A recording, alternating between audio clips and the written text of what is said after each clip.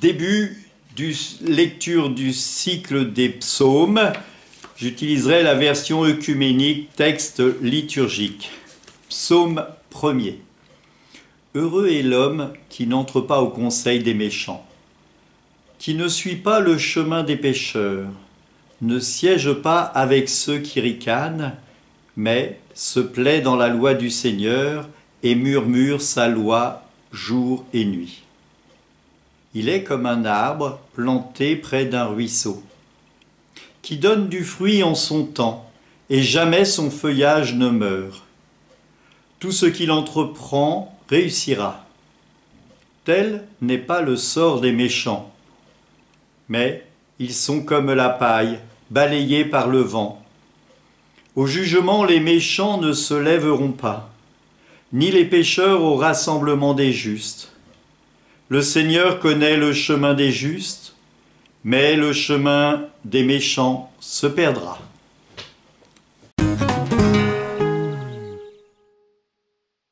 Nous avons dans ce texte, le début du livre des psaumes qui commence par « heureux ».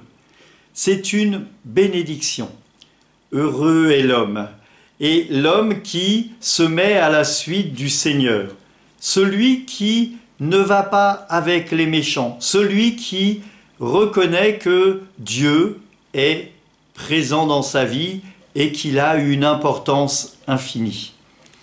Il faut voir les bénédictions comme un don de Dieu, et les malédictions, ce n'est pas une malédiction de Dieu, c'est Dieu qui se détourne, c'est plutôt l'homme qui se détourne de Dieu.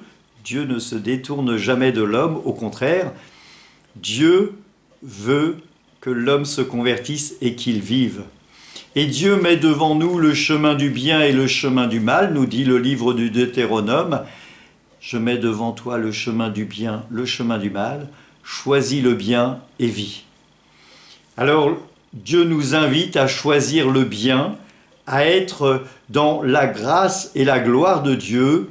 Et ce premier psaume nous invite à entrer dans une discussion avec Dieu, une discussion de joie et d'amour. Bonne réflexion, bonne journée.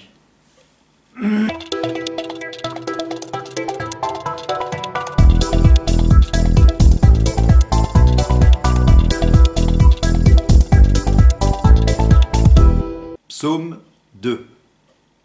Pourquoi ce tumulte des nations, ce vain murmure des peuples? Les rois de la terre se dressent, les grands se liguent entre eux contre le Seigneur et son Messie. Faisons monter nos chaînes, rejetons ses entraves. Celui qui règne dans les cieux s'en amuse, le Seigneur les tourne en dérision. Puis, il leur parle avec fureur, et sa colère les épouvante.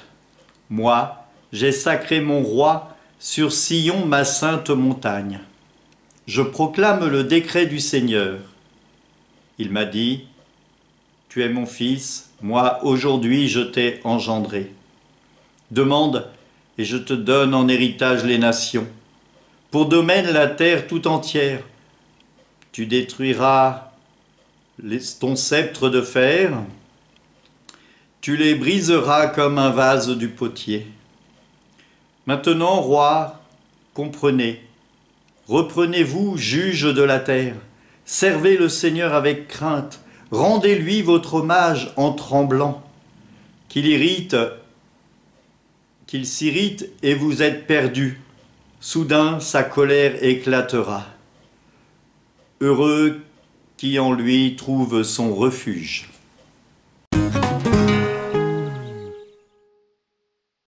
On pourrait croire que le psaume 2 est la suite du premier et qu'il y a une inclusion.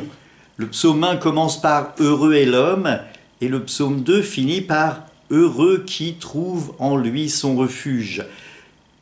Dieu, dans la parole du psalmiste, invite les rois de la terre et tous ceux qui s'éloignent de Dieu à revenir vers le Christ, vers Dieu.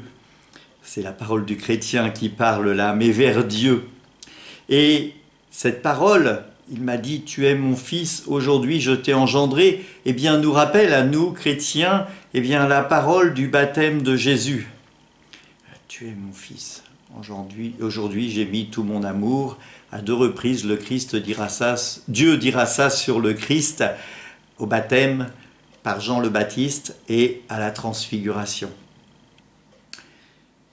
Il invite le psalmiste, les rois, les juges et les grands à tourner leur vie vers et leur regard vers Dieu, à se convertir. Alors nous aussi, essayons de nous convertir et de nous tourner vers l'amour de Dieu, un amour infini qui veut que nous soyons heureux.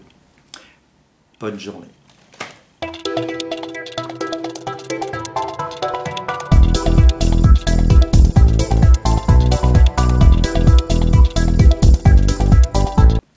Psaume 3.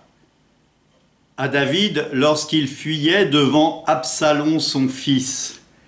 Seigneur, qu'ils sont nombreux mes adversaires, nombreux à se lever contre moi, nombreux à déclarer à mon sujet, pour lui, pas de salut auprès de Dieu. Mais toi, Seigneur, mon bouclier, ma gloire, tu tiens haut ma tête. À pleine voix, je crie vers le Seigneur. Il me répond de sa montagne sainte. Et moi, je me couche et je dors. Je m'éveille, le Seigneur est mon soutien. Je ne crains pas ce peuple nombreux qui me cerne et s'avance contre moi. Lève-toi, Seigneur, sauve-moi, mon Dieu. Tous mes ennemis, tu les frappes à la mâchoire. Les méchants, tu leur brises les dents. Du Seigneur vient le salut, vienne ta bénédiction sur ton peuple.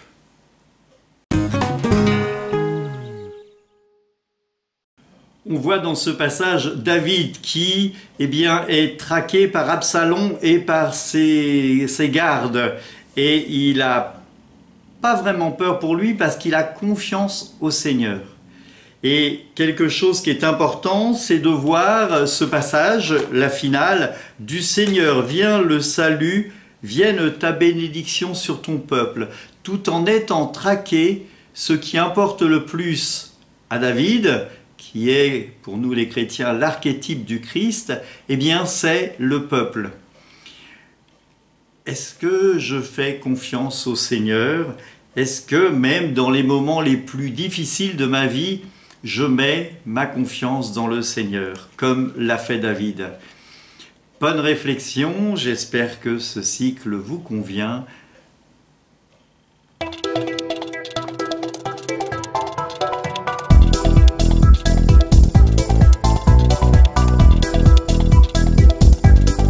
Psaume 4. Au maître de chant avec les instruments à cordes, psaume de David. Quand je crie, réponds-moi, Dieu ma justice.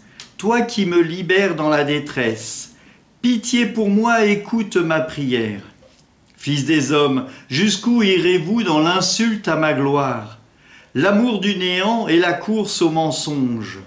Sachez que le Seigneur a mis à part son fidèle. Le Seigneur entend quand il crie vers lui. Mais vous, tremblez, ne péchez pas. Réfléchissez dans le secret, faites silence.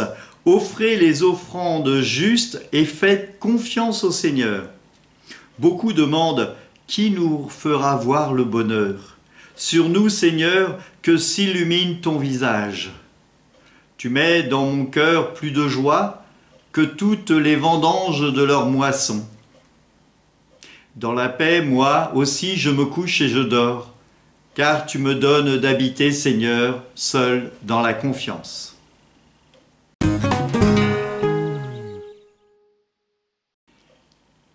Dans ce psaume, confiance et foi font bon ménage, et c'est ce qui aide le psalmiste à crier vers Dieu et à mettre sa confiance dans le Seigneur, à voir que toutes les récoltes, toutes les moissons ne sont rien à côté de Dieu. Et de comprendre aussi que, au verset 4, « Sachez que le Seigneur a mis à part son fidèle, le Seigneur entend quand je crie vers lui. » Alors on pourrait se dire, le fidèle, c'est David, Mais pour nous chrétiens, nous pouvons avoir une lecture chrétienne et se dire le fidèle, c'est le Christ. Et quand le Christ, parle, Dieu le Fils parle à Dieu le Père, il y a une relation d'amour et une relation incommensurable. Beaucoup me demandent qui nous fera voir le Seigneur. Sur nous, Seigneur, que s'illumine ton visage. C'est une demande. Les psaumes, le psalmiste a les bras levés au ciel, il est tourné vers Dieu le Père, et comme un orant, il appelle la gloire de Dieu sur lui. Alors faisons confiance au Seigneur et prions le ciel dans nos demandes, dans la joie comme dans les peines.